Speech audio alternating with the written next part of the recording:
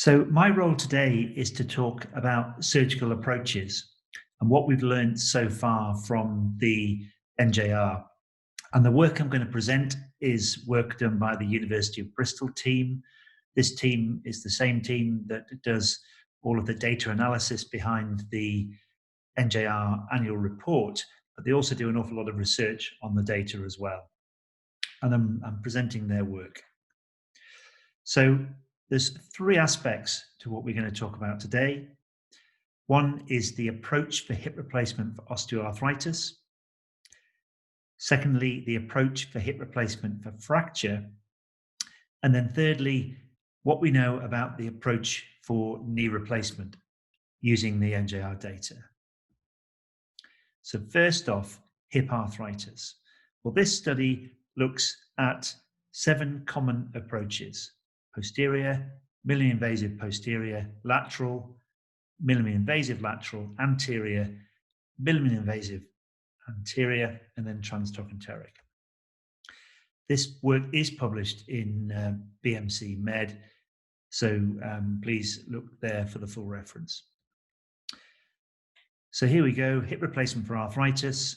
All these 7 approaches looked at, and the outcomes were revision, PROMs, complications, and mortality. And almost 800,000 primary hips in the group, 21,000 of those revised, and the maximum follow-up here was over 13 years. To add to the difficulty of the analysis, there is obviously a time issue here, and there are more posterior approach hips done now proportionally than there were back early in the registry's life. So here's some of the results. So this is revision. This is stratified by age and gender. And you'll see also all the other adjustments. And I'm just going to get you to focus on that right-hand column there, the simplicity.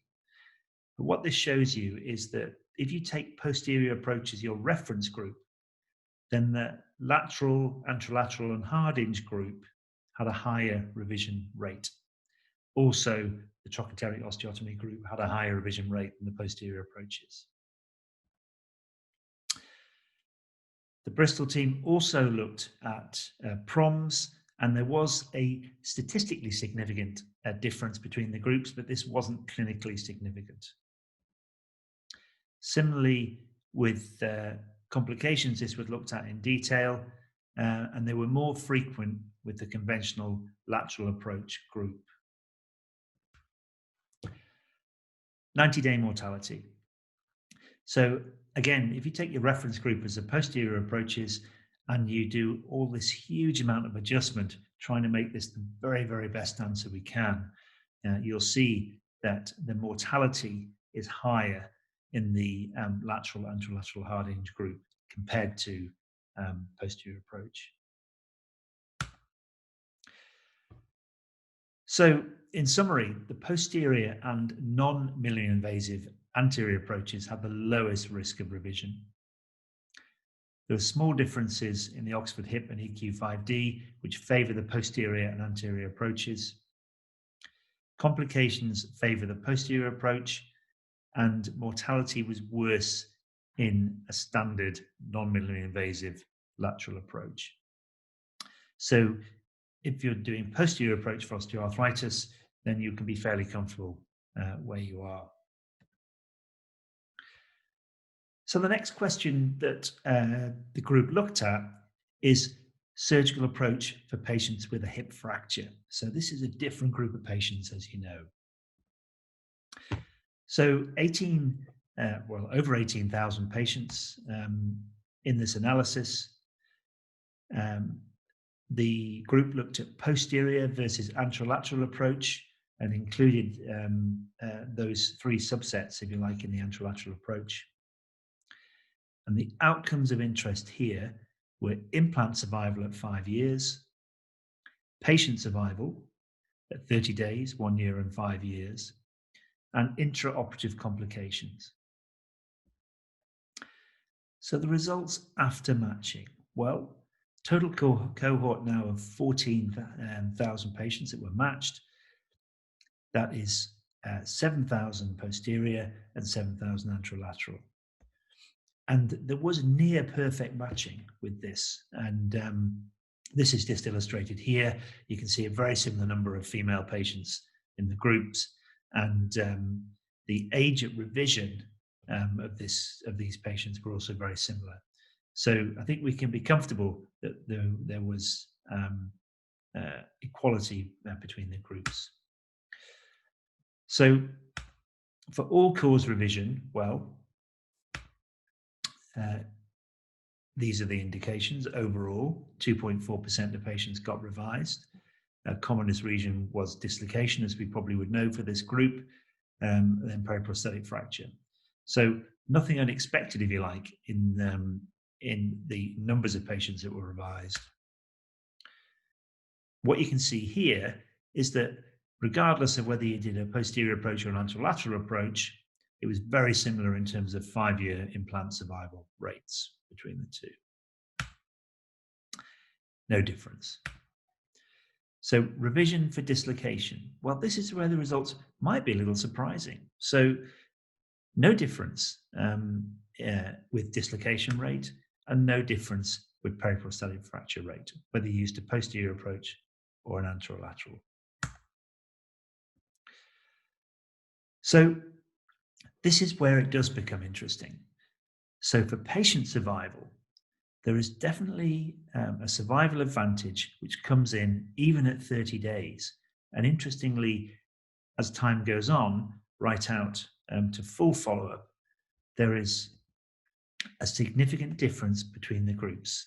So it's present at a year and it's present at 5 years. So this favors posterior approach because it has a lower death rate, essentially.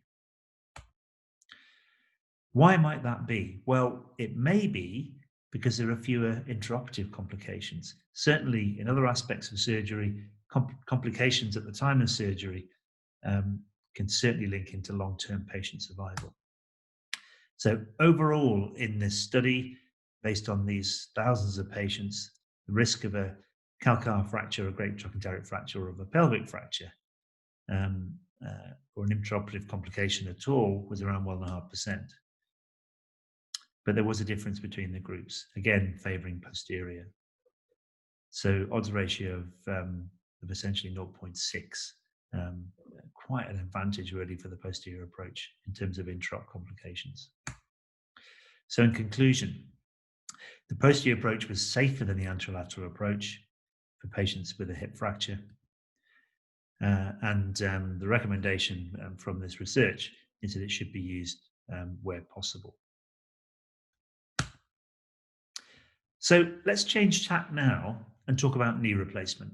And I want to talk about a similar analysis around total knee replacement outcomes.